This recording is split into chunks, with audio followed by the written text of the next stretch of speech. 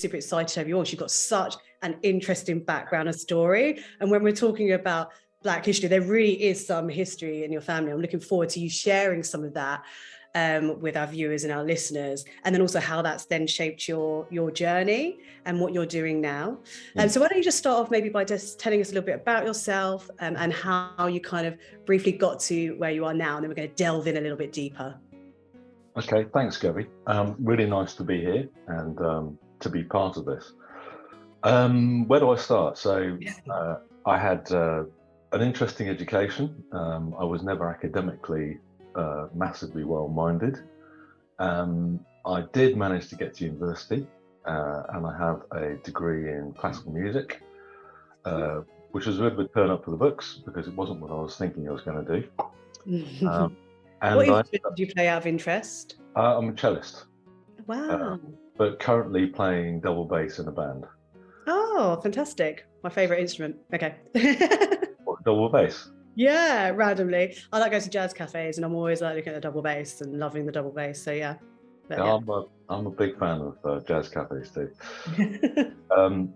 And then ended up in a publishing house in the West End selling advertising for about 6 years, which was amazing because it taught me so much about commerce, sales, people, training, all sorts of stuff. And then found my way into a design consultancy and then a below the line agency called Pulse, where under the amazing hands of Jerry Ellender, I learned a lot about the agency business, the agency industry, and had free reign really to run my own clients, which I did for about 12 years before starting Brandfuel. And I really only started Brandfuel because one of my clients kind of insisted I did and helped me to do it. Amazing. They insisted you did it. I love that. I mean, what way? Well, they made me an offer I kind of couldn't refuse, which was they promised me a huge piece of business on the one condition that it was my own company. That's fantastic. That's so interesting. Sorry, say that again. And they followed through. So. Yeah. Are they still your client now? Have been a client ever since. He's retired. He's still a great friend. And mentor, actually, to be fair. He's a phenomenal individual. Yeah, that's amazing that sometimes that's all it takes, just one person to offer that opportunity or that little bit of support, that little push to get you to do something. And talking about mentorship, I think that's why it's so important to have that support or seek out that support or mentorship if you can, because I mean, I've had mentors and I've got a mentor now as well, and really and truly without them, I don't think I'll be doing what I'm doing now. You need that kind of extra set of ears, that advice, give you that confidence, a little bit of a push, something to be a bit of a sounding board. So that's interesting. That's how, you came to kind of launch Brandfuel, was just having that somebody kind of go, I want you to do this, and that little push into that, which is brilliant. I completely agree, Gabby. I think sometimes other people are in a much better position to see things about yourself that you can't really see or understand. Yeah, that's true. I mean, I always like to think I'm quite self-aware, but often we don't kind of look at not the good things, but look at our talents and our skills so much. We always look at what we're not so good at, what we're not great at, what else we need to learn, what else we need to do. And then sometimes somebody coming and going, well, actually, you're fantastic at that. If you thought about looking at it in this way and trying this, I think is great. I'm going to get onto the bit that I was super interested in now. So as I kind of mentioned briefly at the beginning of this recording, you've obviously had a very interesting kind of history and family history, and actually family tree almost. Would you mind kind of sharing with us from the beginning your kind of family tree and like, I mean, we haven't got like 3 hours, but sharing with us, your family tree and like how that's kind of influenced who you are as a person, and then what you're doing now. So I'm immensely proud of both of my parents, but I think it's my mother's side of the family that has always been one that has really driven me, I think, in many ways. Okay. So she was a Jamaican. She was incredibly bright as a kid and incredibly motivated. And her I think she got that from her parents. Her dad, Ludlow, was a doctor, and her mum was a musician and a governess in a school in Jamaica. Her mother, so my grandma, Vera, was Vera Manley, and her brother was Norman Manley, and Norman later became Prime Minister of Jamaica. I met Norman in 1969 when I was out there, and he was an incredible character. So you kind of grow up being reminded by a very forceful individual about the fact you're black. And my mum was one who never let us forget where our background was and where we came from. But on the other side, just the things that sit in the background of the family actually act as immense drivers as you think about what other people have done in the past. And they've been a real sort of formative part of how I think about what is possible and what I could do. Both my parents were incredibly successful at what they did. They're both doctors. My father was a GP. He became government health advisor to Ken Clarke, got a CBE for all the work he did in looking after the GPs in the country. Impressive. My mum was a surgeon, but imagine taking yourself back. She came to the UK way before Windrush. So she came over with her dad in 1945. They landed on VJ Day. She was 18, and she managed to get herself into Birmingham Med School, Birmingham University.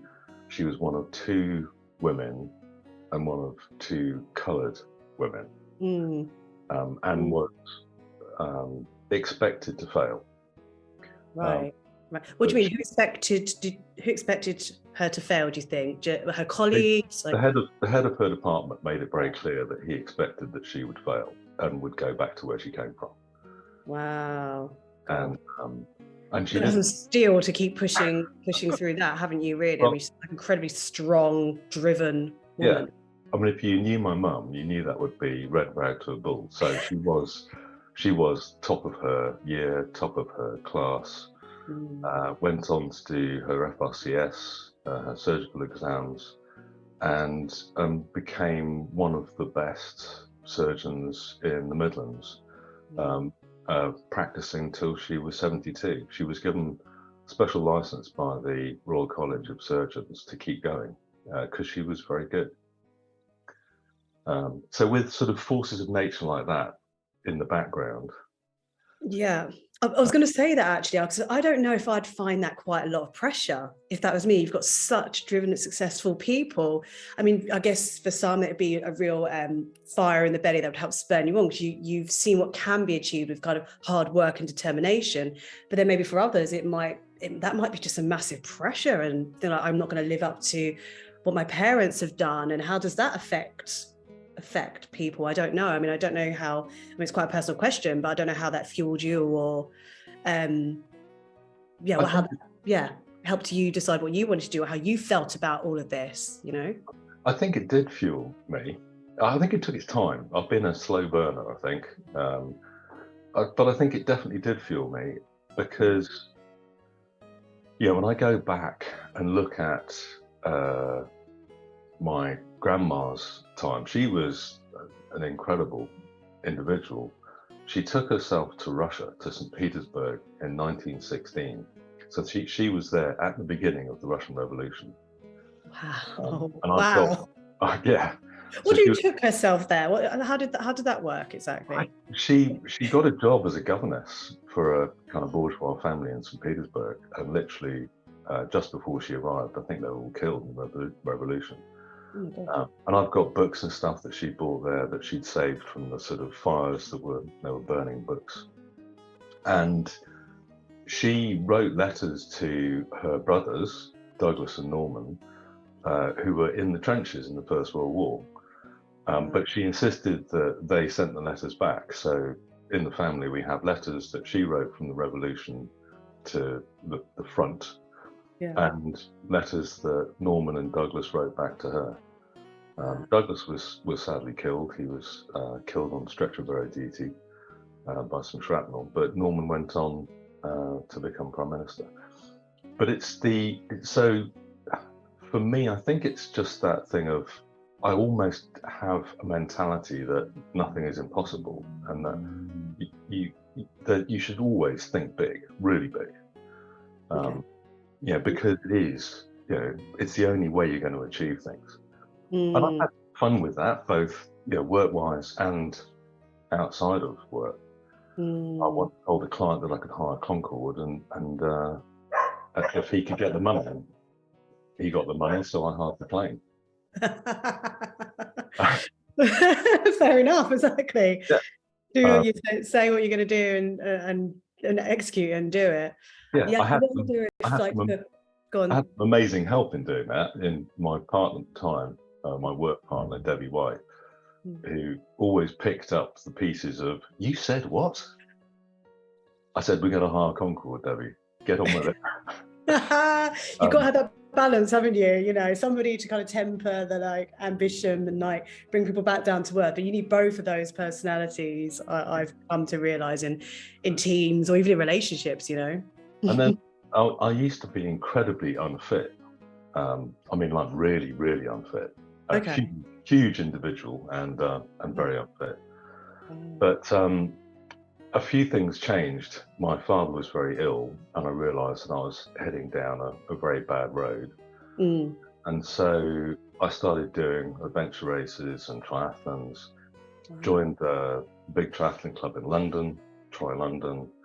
Yeah. And through circumstances I won't kind of bore you with, because it's a long story, I ended up being the first triathlete in Tri London to do the Ironman World Championships in Hawaii. Wow. Oh my gosh. Which was crazy, because I wasn't the best triathlete there by far. Right. But I also represented Great Britain in my age group, in the triathlon long course in Nice in the World Championships. And then only a few years ago, I'd mentored a young lady called Marina Ranger. I'd taken her for her first ever ultra race in the desert in South Africa. It's a 250 kilometer self-supported desert race that was a prize in the company that I'd set up for someone to win. So she did that. I then got her thinking about... Ironman's give me massive anxiety. An ultra, even just thinking about it, I get really anxious. People who can do that, I just find it absolutely astounding and astonishing. Mental grit and determination for that. But... Well, I think that's it, is that it teaches you a lot about yourself. It's not just about being super fit, it's about being mentally capable of managing yourself as the wheels fall off. And believe me, in an Ironman, at some point, things are going to go wrong and they're going to start to hurt. Do you think then that the reason why you kind of, not just for your fitness and you wanted to get fit, because you could have just gone to the gym, let's be fair, you didn't have to go and do triathlons and Ironmans and things like that. Do you think that's what some of you were doing? Maybe almost testing yourself a little bit, see how far you could push yourself, see how far you could go, see what you could achieve, even through pain and, tiredness and all of those things that must be going through your head when you're doing something like that. Do you think you like those challenges and putting yourself in those situations, or was it literally because you wanted to get super fit? It's not about getting super fit. You're right. It was about testing myself, Gabby. It was about seeing how far I could go, because I didn't stop at one Ironman. I think I've now done 7, and I didn't stop at one desert race. I've now done 4. So, wow. And I think it's about writing that big check. I wanted to race with Marina when she was I got her into Ironman as well. Yeah. And she got herself into the GB team for the World Championships in Denmark. Wow. And I was way too unfit. I couldn't do that. But I wrote to the Jamaican Triathlon Federation and very cheekily said, do you want an athlete for the World Champs? Oh, right. they wrote back and said yes. Brilliant. So Is Marina Caribbean? Is she from Jamaica then? no. Oh. She's English stroke Brazilian. Oh, okay, yeah. And so I ended up I was the Jamaican team. It was a bit like Cool Runnings. I was whole Jamaican team for the World Champs. I was the flag bearer, the procession person. So you did, sorry, I misunderstood. So you did, oh my gosh, amazing. Oh, wow. Brilliant. There is a funny story that goes with it, because in the World Championship races, you have to have your name and your country on your vest. So I was in the full Jamaican tri-kit. And of course, that comes out as ball jam. I wonder how many jokes are made around that. Quite a few. But I go back to this thing of thinking big and thinking about writing yourself big checks, big challenges. And I've always been one for kind of publicizing it in a way. Yeah, I've got a few friends who set themselves huge tasks but don't talk to anybody. And for me, it's you write that big check, and it's really important that you cash it. Yeah, agreed. And in work, it's exactly the same. You know, running a business, as exciting as Brandfuel is, it's a huge challenge. And let's face it, the last 2.5 years have been a massive challenge. They have. I mean, I'm just going to hop back a little bit, and I want to hear a little bit actually about some of those challenges, like, you know, you experienced as an agency. But do you think your experiences and just the actual act of doing these triathlons, these ultra marathons, etc., changed the way you ran your business at all? Do you think, or approached business, or? I think they do give you some massive mental resilience. Okay, yeah. There was an interesting thing years ago that Daily Telegraph ran, which was called Britain's Fittest Director. And it wasn't about physical fitness purely, it was actually about your ability to run a business. And I don't know who, somebody persuaded me to enter. I entered it and won it. Wow, blimey. But it was interesting because that then part of the prize was some consultancy with a quite interesting consulting firm. Yeah. And that opened the doors to meeting one individual who looked at this combination of work, challenge, and physical fitness as one. And she taught me a lot about myself and about the balance of those two things, and how one can feed the other and vice versa. So I think there is a big relationship to that. I mean, I don't think it's a coincidence that a lot of board level people or people in startups are also, quite active. Go out on a bike ride with a bunch of CEOs and just see how competitive they are. So true. No, yeah, I definitely agree with you there. I think there's something in that for sure. I mean, for me, my piece is that I definitely have to have that balance between my taking care of my mental health. So whether it's doing through mindfulness, meditation, etc. I'm a yoga teacher, so I also teach yoga, mostly for my own kind of enjoyment, but also because I know how much I get out of it. And it helps to balance all the other things that I'm doing, because I feel like there needs to be that balance. But I am also the same. I'm also very, very competitive as well in sports and all that sort of thing. And that was kind of what I did at school as well, was a lot of sports and dancing and all that sort of stuff. So definitely I had that competitive thing for sure. But I was going to ask you something else. It was about it was about, you sort of were starting to lead into about the challenges of the pandemic. So I wanted to actually go back and maybe you talk us through that a little bit as well. Yeah, I mean, it's when it was a very interesting time for us, because I knew our results are end of May, and this was March, and I knew our results were pretty much done. So I knew that our year end was going to be the best we've ever had. Yeah. But then by the end of April, I'd watched every single piece of work we had in our sort of forward bookings for the next year and a half disappear. And when it's your own business and you're the sort of main shareholder and you watch, I think it was £36 million worth of business disappear in about 4 weeks. It was pretty scary.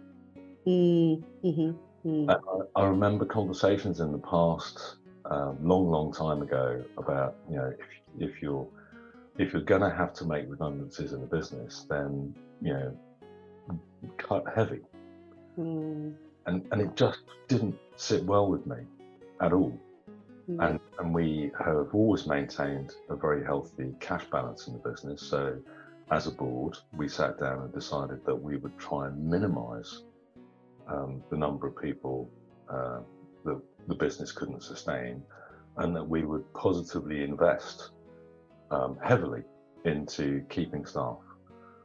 And we did that in a really positive way, in the sense of retraining really quickly. So it was all about agility and speed and working out what was going to be needed by our existing clients and by clients. And so we pushed hard in terms of retraining, new skills, obviously broadcasts, and I set up all sorts of things internally in the business. So we created Fuel Studios as the kind of umbrella for everything to do with learning broadcasts. We turned all the company meetings into broadcast events. We got everybody doing different jobs, from whether it was camera work or presenting or designing, that kind of stuff. We're investing in upskilling rather than ready for whatever might come next. I mean, we didn't know what was going to be next, did we? But and it was that's here now. And I think some other agencies did much better than us in terms of maintaining their sort of revenues and stuff. But we spent a lot of time thinking about not just mental health and the state of mind of people within the business, but also our freelance community, our supplier community, and our clients. I did one small thing, which turned into a sort of a giant commitment, which was baking bread with the employees, only to find that they couldn't get flour or yeast. And I managed to find a wholesale supplier, and so I started weekly posting of flour and yeast to anyone who wanted to bake on a Friday. Amazing. And very, very quickly, we ended up with almost 80 people baking from all over the world. From the US, people in New York, in Italy, Spain, France, Germany, South Africa, Cape Town, Joburg. And we did 53 weeks of bake-offs. Wow, gosh, that's amazing. I think I mailed 140 kilos of flour. Wow, oh my gosh. What an amazing way to bring people together, you know? You're saying globally as well. Doing something that's actually useful. And we had a lot of clients who were on there, and we had lots of freelancers. Some freelancers wrote to me and basically said that was the only thing they had, was the Friday afternoon bake. They had no work. And so it did mean a lot to some people. And I'm in the throes of, I'm very time poor, but I'm in the throes of putting it all together in a book, because everybody's done all the recipes and test bakes, and we've got some great stories, and I want to just put together a little book for charity. So amazing. I mean, what an amazing thing to do anyway. And like that community spirit, bringing people together, was so important during that time. And as you said, with regards to freelancers as well, because they were often, because they didn't have that team, they weren't necessarily getting that kind of like employee support, because they didn't really have anyone. So including them as suppliers and clients and things like that, and as well as not just the internal team. It's kind of like, you know, stroke of genius, really. And I would love something like that. I remember I was made redundant at the beginning of the pandemic, so I didn't have anyone to just talk to and do things to. So I imagine doing something like, looking forward to something like that on a Friday evening would have just really helped lift my spirits and just feel like a bit more part of a community, and that there was somebody or people that actually cared. So I'll be buying that book when you I mean, finally get around to releasing it. I mean, there were some amazing things because during lockdown, we'd have things like I work with a fantastic logistics freelancer who lives in the Netherlands, Mm, and she asked one day if her dad could join, yeah. and he was in Weymouth, and so you'd see Lynette and Ian having little side chats and seeing each other every Friday, and Which I probably didn't do before. Let's no, be, you know, no. be And honest. my own sister and I spent no time talking to each other at all, and she joined. So it changed the relationship with my own sister in a Yeah. very positive way. And there were loads of examples. We had another guy who used to work in Brandfuel, left, became a freelancer. Steve. Steve bought his mum, who he wasn't able to see because they were in lockdown. So sure, Steve would bake, and Jen had child number 2, and brought this 2-day-old baby onto a Friday bake-off to show everybody. Oh. So there were some really Really amazing moments. And we had prizes, and we got all the kids involved, and there were, I'd send out aprons and all sorts of baking kit, and it was just really good fun. And then we'd see what everyone had baked at the end of the day and have a drink. Fantastic. I absolutely love that. Yeah, you definitely need to share those stories, and the people that are involved, and put that down pen to paper. I think that'd be amazing. Okay, I'm going to ask you a little bit about EDI now, DEI in our industry. Obviously, that's what I'm passionate about and what I specialise in. So I wanted to get maybe a little bit of an idea of your thoughts around the state of EDI within our industry. So not necessarily just visual diversity, so recognising people that are from different backgrounds by what they look like, but also looking at different abilities and accessibility, whether that's neurodiversity, whether that is physical disabilities, whether that is people from the LGBTQ background, just the overall diversity and also the inclusivity with our industry. I mean, have you noticed any changes since you kind of been in this industry? Have there been things that you've wanted to see change or improve? What's your kind of thoughts around kind of past and present, I guess? I think our industry has in the past been terrible. I think the events industry and the creative industries have really paid no heed to it whatsoever. I think there is a lot being done. I'm encouraged by how much is being done. We do some work for the IPA and the Ad Association, and both in terms of the events they do around sustainability, but also diversity. That it's very much on everybody's agenda now, which is great. Yeah. The problem is, I think, further down the line. It's at grassroots level. I don't think any individuals from minority backgrounds, whatever the background may be, whether it's accessibility or colour or LGBTQ. So it's about getting more people into the system from grassroots level. And let's face it, we have one of the most exciting industries in the world. Yeah. And in this country, we are one of the best at it. It's a bit of a closely kept secret, isn't it? It's really strange how that happens. The demand for UK creativity around the world is phenomenal. You're recognized for being incredibly good at it. And I think it's up to everybody, me included, and I haven't done this yet, but it's on my radar to do. Yeah. To go and excite people in schools, in difficult areas, about just what an amazing industry it is and how much there is to offer. It's not just creative, technical, production, operations, logistics, and just to be able to show people the incredible things that the industry has to offer from a career point of view, but also from a personal fulfillment point of view. Yeah.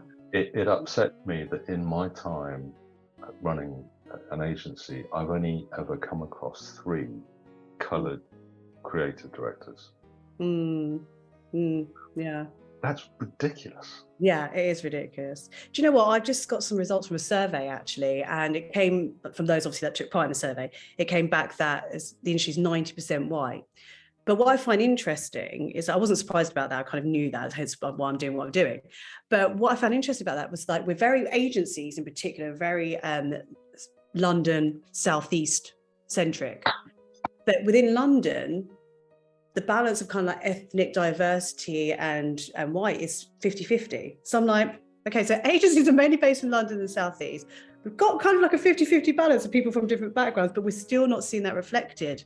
It blows my mind. It really does. And you're right, it's because of grassroots. It's because people don't know what we do as an industry. People think, well, weddings or festivals, or not anything wrong with those things, but or parties, etc. They don't understand the other amazing things you can get out of it. Not just that, like how what you do and what you deliver as a creative or event professional can really affect people from a perspective, a mindset, educational. You're teaching things, you're sharing ideas, and yeah, it's not just like you're saying the doing of operations or logistics or creating something. You're impacting people on a day-to-day level, and that is amazing as well. How many industries do you get to do that in, unless you're in like nursing, policing, something like that? No, Gabby, I couldn't agree more. I mean, that is a horrendous statistic, really. Yeah. And it's difficult to know where to start, but I think it's that old saying, isn't it? The longest journey begins with a single step. So but what you said about getting into the harder to reach areas, getting into schools, early doors, like before they choose their subjects for GCSEs, etc., and sort of getting in there, talking, sharing what we do as an industry, I think that is going to be a key part of this. And some of that is education. I think, I think parents have a part to play. I came from parents who wanted me to choose particular academic subjects, not because I was good at them, but because they would give me the most choice later down the line. And I suppose they were thinking about me going into a profession. And I think when I look back at my mum's history of things, all of her family went into a profession. That was what was expected by the parents. They were doctors, lawyers, politicians, and so on. So I think there is still that hangover that parents don't understand what a cool industry this is, or what an amazing career this could be for somebody. Right. And so, as a business, one thing we have always done is we've always encouraged and supported work placements in the agency and internships. It's paid internships. paid fully. Good, because that's always a bit of a kind of hurdle, because you've got to be in a position quite privileged to be able to take on an unpaid internship in the first place, right? So love internships, but I'm glad you said paid. And it's easy to forget how, I think we said it earlier, that little things can really influence people. I met a guy at the Spa Grand Prix. So we're doing a little bit of work with Formula One, which is great. And I've suddenly found that one of my children's elder classmates is actually working for Aston Martin. He's now really quite senior in their sort of partnerships division. Yeah. And Stuart took me off and showed me around, and we sat down, had a chat. And he said, "Do you remember the week you had me in the office for some work experience? And we happened to have this amazing job on at the time, so I took it." And he had a week of being on site for this incredible job. And he essentially said to me that changed my life. Wow. It made me think in a different way about what I could do. And we've been in touch ever since, and look where he is now. Amazing. So even though it didn't necessarily come directly into the event industry, it's still that experience, that support, the opportunity. A lot of it's just to do with opportunity, in my opinion, to open somebody's eyes up to what is potentially out there for them, and to build up this confidence and the skills, and people to think that they're worth giving that time to. Because sometimes I think for young people, they feel at the moment like, I don't know. I feel there's a lot of pressure on young people that they don't quite feel like they're worthy of things. You know, you've either got one end of the scale where, you know, you've got really driven young people who know what they want. They want a work-life balance. They're not going to take some of the crap that we did when we were starting off, where we work all hours, unpaid, which, don't get me wrong, some of that is needed because you need to build up that knowledge and skills, and you can't always be paid to do that. But yeah, and then you've got the other end who think like, oh, I've got no skills, I'm not good enough, they've got no confidence. And I think the pandemic has exacerbated that quite a bit, with being isolated, experience opportunities being lost, and you know, it's worrying. I think there's more worrying things too now for, you know, for Gen Z or as the Future Lab would call them, Zalpha. And when you look at how they must feel right now in an environment where some of the biggest problems the world has ever seen seem to all be happening at the same time, from conflict and food shortages and an energy crisis and an impending recession and just coming out of a 2-year pandemic, I think there is an issue with people just giving up, looking at this, not one problem, but masses of really big problems, and just going, well, what can I do as an individual? Just giving up. Yeah, that's a bit like, what's the point? Because you know, I think that the phrase is quietly quitting. And it's that's happening across the board a little bit, to be honest, whether that's young to, you know, getting close to retirement. People are a bit like, what is the point? We don't know what's going to happen. I was at the Future Lab last week, and they were talking about the whole way they phrased this was the paralysis paradox. It's this idea that there are so many unsolvable issues of scale that one can become paralyzed, and yet I think we have just gone through one of the most exciting periods of innovation and change that probably in history, when you look at the incredible advances that were forced, that had to happen and did happen. It gives me great hope, actually, that these things are solvable, that we can get through this, that there is hope to save the planet. And I apply that to that generation. I think it's really important that our generation gives them hope that actually these big problems are solvable. Just have to change your mindset, and it's our job to get people excited in our little way, in our industry, to get people excited about the industry we're in and how that industry can contribute so much. I agree with you, but there's been a little bit of a how would I describe it? I know there's been a little bit of like kind of pushback. So I'm of the same thought as you, in that we need to be supporting the next generation, getting them excited about industry, informing them of what our industry does. And then we have this talent shortage. But then at the other end of the scale, we've got some leaders kind of saying, well, you know, they want so much and they don't have the skills. They're kind of a bit pushy. They're not willing to kind of climb the ladder in the same way that we've done. And I feel kind of uncomfortable about that, because I'm like, you've got these young people who are really hungry, who really are committed to this industry, who really want to go far. Okay, they might not be approaching it in the best way currently, but also that comes with maturity. But you're almost slapping them down, and you're almost discouraging them from coming into the industry or wanting to stay in the industry or progress in the industry, which I don't understand. I found it really odd. There's a couple of conversations I've seen at the moment, and an article in MNIT about this as well, about the next generation of talent. And to be quite honest, I was a little bit disappointed with some of the feedback from that. I think there's definitely a way to bring on young people without saying, well, you know, too pushy, overly ambitious, too cocky, phrases, words, etc. like that. I don't think is really helpful. I've come across this too, and you can't ignore it. My mum had a saying which I've used often, which is that you catch more flies with honey than vinegar. Yeah, it's taken me a long time to learn that. And I think there are people out there who expect a lot out of life and out of work. But I think the way to reach them is to positively motivate them and to positively encourage them. Agreed. And that's definitely my kind of modus operandi, as it were.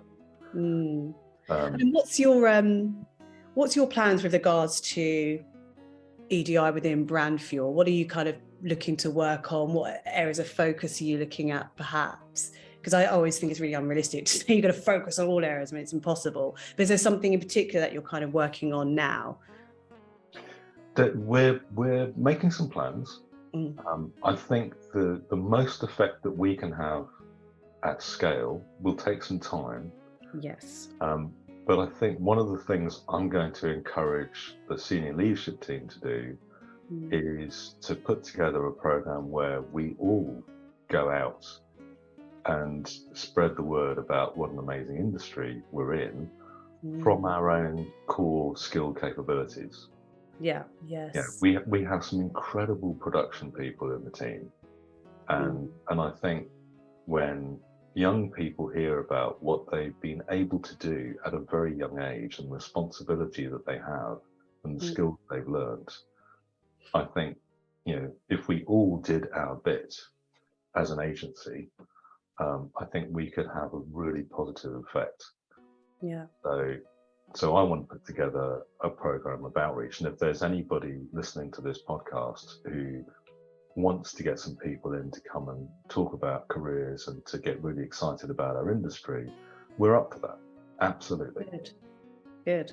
Well, we'll make sure in the show notes and things like that, we'll put any contact details or anything like that, any emails or that you'd like people to kind of reach you on or reach the team on, definitely, because I think that's a great approach, because it is about planting those seeds and nourishing and nurturing them if we want to have that longevity, rather than just kind of like, oh, let's just stick a plant in and hope it's going to live if we don't water it and feed it, etc. Which I feel like the event industry in their keenness to look like they're addressing diversity and inclusion have kind of like ended up doing in some cases, and then things go a little bit pear-shaped and they're kind of wondering why. And it's because, like what you're saying, Dave, we need to start nurturing from the beginning and really taking the time to build it. And it's not going to be it's a long game. It's not going to be a short-lived, quick fix kind of scenario here, I think. But if we don't start now, it's going to be even longer. So yeah, just get started. Do something. Yeah. One tiny. If everyone did one tiny thing, imagine the massive impact. I also think that agencies and actually their corporates as well do put a lot of pressure on themselves to feel like they're doing a lot. And I'm like, you don't need to do a lot. You need to do one thing really well first of all, and then move on to the next. Gradually, it's an ongoing piece of work. We're not going to stop doing this work, so we don't have to rush and get everything done now. So take your time, really invest and do these things properly so they last.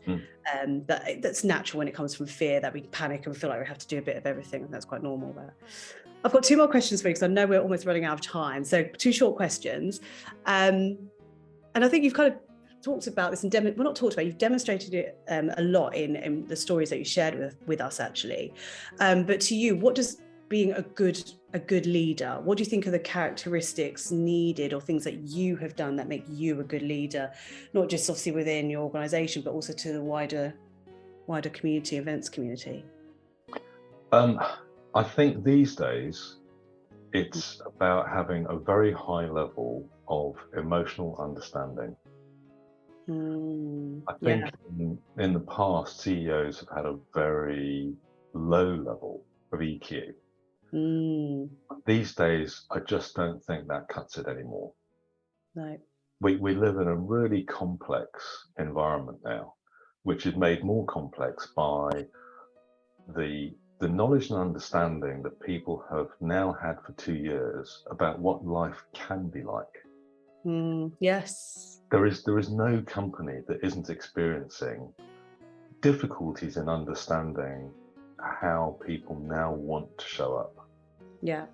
And I think the proof is in the pudding. I keep saying this to clients in different contexts, but the genie is well and truly out of the bottle. Not everybody needs to turn up physically to an event to benefit from the knowledge and understanding they might get from being there. and actually the balance of being home, of not traveling, and of more family life at the right moments can outweigh that. And we've seen it many times. And there's obviously a huge advantage in the right scenarios in being present. Don't get me wrong. So but it's a balance, that opportunity for both in the right. But this is there's a really positive side to this, which is that in terms of work accessibility and diversity, the opportunities that this little genie popping out of the bottle have now created are incredible. And I'm only just beginning to get my head around what this might look like in terms of being able to, we did a, this is a bit of a side conversation, but we did a project in a real hurry for the Ukraine embassy to raise awareness of the war. Yeah. It was very successful. And we worked with the Ukrainian advertising agency called Banda. And what I've noticed has come out of that is the need and opportunity to work with Ukrainians who are still living under those conditions in conflict.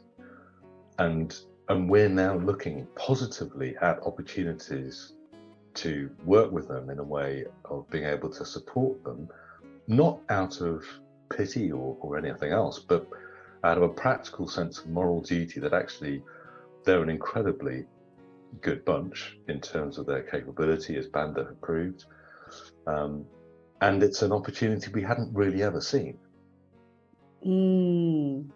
So I think, going back to your question, I think the role, and I'm no longer CEO, I've made Sue Sawyer CEO because she is incredibly good at what she does. Her emotional... When did I miss this? Sorry? When did I miss this? When did I miss this news? It's relatively recent, in the last few months. She's been with me for 17 years as my COO, but she is phenomenal and really is the driving force of the business and has the most amazing qualities, particularly when it comes to her levels of EQ and emotional understanding. Do you remember those soft skills were like they weren't important. They weren't considered important at all, and now they're incredibly important. So sorry, carry on. Yeah, they really are. So that's really it. I think we're in a really exciting time for new opportunities, for greater accessibility, for and exciting working with people who you wouldn't normally consider. Yeah. We now have people in the creative team working from Ireland, and we have people who do not have to come into the office, and we're still feeling our way. Yeah, of course. But I think it's a very exciting time for the industry. It is. And finally then, so what's next? You kind of given us a little hint there, but what's next for Brandfuel and for you personally? There's obviously kind of big bits of changes that have gone on actually. So Brandfuel, I think, we're in a very exciting phase of growth. We're looking to keep expanding in the right way, in a very sustainable way. Our sort of values and the sort of goal for the business is really to be a people-first business that operates with a really good balance in terms of our values, our sustainability, our ethics. I think we want to stand out from the crowd for those things. I've got a few things I want to do, both with the agency and in the industry, and I've got a big side hustle project that I'm working on with some people. Oh, interesting. Can you reveal, or is it like keeping it under wraps for now? It's a massive challenge. Okay. It's a massive challenge, but to do what I said earlier, which is to write the big check, I will tease it for you. which Okay. I want to liberate £1 billion out of the UK households for charity. Wow. Liberate, like that. Liberate. And the money is already there. Okay. Oh, I like that. Keep that mystery. I like that mystery there. Yeah. This is stuff that people don't know what to do with. And actually, I want to give them the opportunity to do something really good with it. Amazing. Oh, good luck. That sounds super exciting. Yeah. Well, thank you so much, David. Thanks for joining me today and sharing your story and your thoughts and opinions. I really appreciate it and appreciate having you on. Thank you so much. Gabby, you've been amazing. It's been a real pleasure having a chat with you. Thank you.